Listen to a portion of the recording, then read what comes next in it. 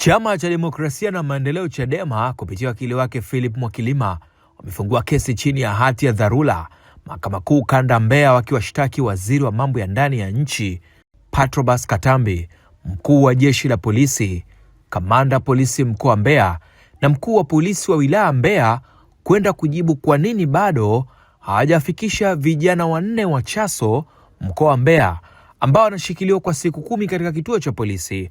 Akizungumza na waandishi wa habari, mwenyekiti wa baraza la vijana mkoa wa Mbeya Elisha Chonya amesema shauri hilo linasubiriwa kupangiwa jaji na mahakama kuu, na mpaka sasa vijana hao bado wapo kituoni, ijapokuwa baadhi yao vioni wameanza mitihani ya kumaliza mwaka wa masomo. Nazungumza kwa niaba ya baraza la vijana wa Chadema, lakini nazungumza kwa niaba ya familia, lakini nazungumza kwa niaba ya wananchi wanaojali sana utawala wa sheria kuhusu kuendelea kushikiliwa kwa wanafunzi wa vyuo vikuu hapa mkoani Mbeya.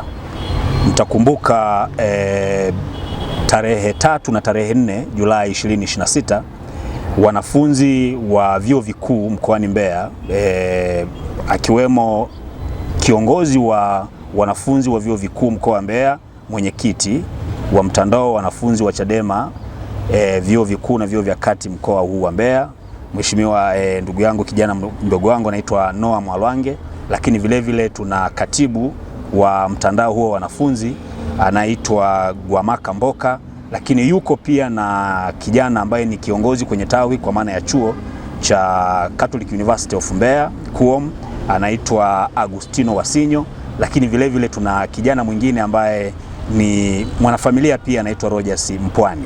Sasa tangu wamekamatwa mpaka leo tarehe 3 mpaka na tarehe 4 walivyokamatwa, leo tunazungumza ni takriban siku 10 na siku 9 tangu wamekamatwa. Sasa kwa mujibu wa taarifa nilizonazo baada ya kufanya mawasiliano na wakili Philip Mwakilima ambaye ameniambia kwamba kwa takriban hizi siku 10 zote ambazo vijana wameshikiliwa hawajafikishwa mahakamani kujibu tuhuma ambazo wanazo, na kwa hatua ambazo wamezichukua kwa sasa kwamba shauri limeshafunguliwa, shauri la habeas corpus chini ya hati ya dharura, na shauri limefunguliwa tarehe 11 Julai 2026.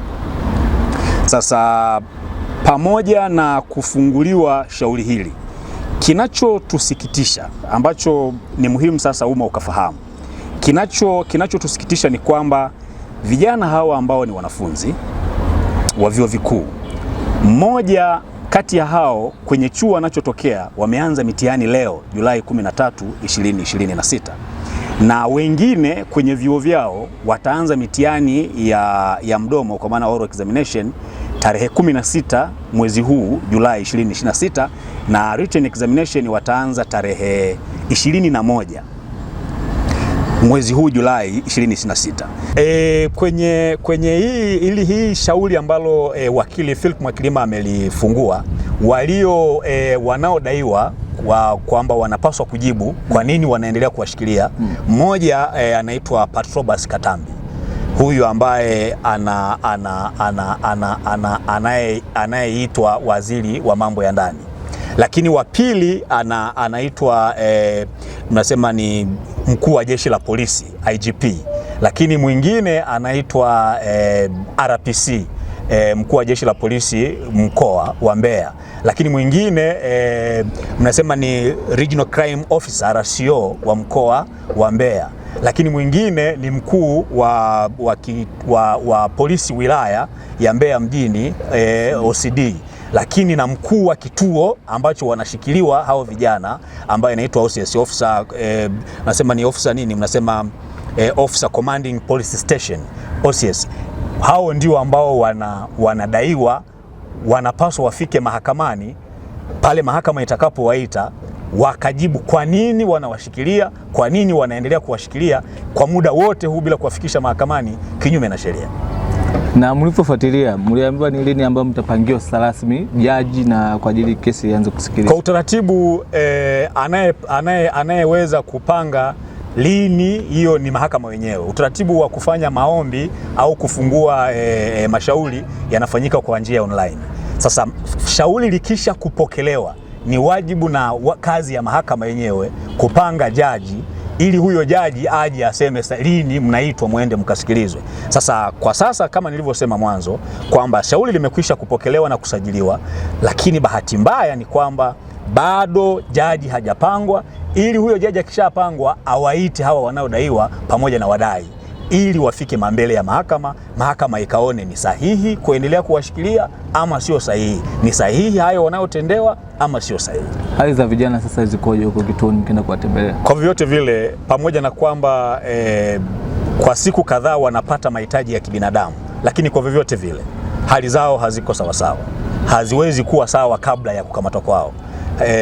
Kumbuka ni vijana wadogo. Katika hao vijana ambao mimi nimewasema, hakuna kijana hata mmoja aliyefikisha au kuvuka umri wa miaka 25. Ni vijana chini ya umri wa miaka 25. Ni vijana ambao wanasoma, wana pursue their dreams, wanahangaikia ndoto zao. Ni vijana wanaotokea familia maskini, familia zina matumaini kwao. Ni watu wa kawaida kabisa, wadogo ambao wamekuja, wamedhani na wanaona kwamba ni haki yao kuamini, ni haki yao kujumuika na taasisi au vyama vya siasa na wakaamua kujiunga na Chadema. Ni bahati mbaya sana kwenye nchi yetu sasa kujiunga na vyama vya siasa, hasa Chadema, inaonekana kuwa jinai na ndio dhambi yao, hata kama wanaweza kuwatuhumu kwa makosa mengine. Kwa utaratibu na mwenendo wa matukio mbalimbali yanayoendelea, inaonekana wanataka kujinaisha kujiunga na Chadema kwa kijana au vijana hasa wa vyuo vikuu.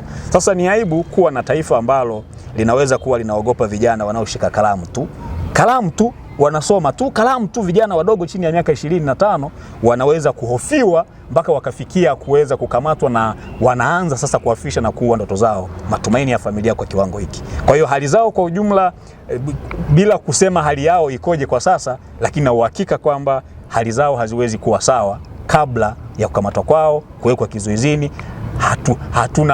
Hatuna uhakika wa moja kwa moja nini wametendewa juu ya hizo tuma ambazo wamepewa. Sasa tutakapofika mahakamani tutajiridhisha ni vitu gani wametendewa mpaka. Na tunalitaka jeshi la polisi mkoa huu wa Mbeya, endapo hakuna msingi wa kisheria wa kuendelea kuwashikilia, liwaachie mara moja bila masharti yoyote, ili warejee kuendelea na masomo hawa vijana, na hasa katika hiki kipindi ambacho ni kipindi mahususi na muhimu, kipindi cha mitihani ya mwisho wa mwaka, mitihani inayokwenda kuamua ndoto zao, kuamua hatima zao, kuamua matumaini ya familia zao. Jambo la kwanza. Jambo la pili, endapo kuna ushahidi unaounga mkono tuhuma ambazo polisi wanawatuhumu na kuwashikilia nazo, tunalitaka jeshi la polisi liwafikishe mahakamani bila kuendelea kuchelewesha, ili sheria ichukue mkondo wake na wapate haki ya kusikilizwa, ili kama wanakosa mahakama ikaamue. Kuendelea kuwashikilia ni sawasawa na kwamba jeshi la polisi limekwisha kuamua kwamba hawa wana makosa, wanastahili kuendelea kukaa ndani. Huo sio utaratibu wa sheria.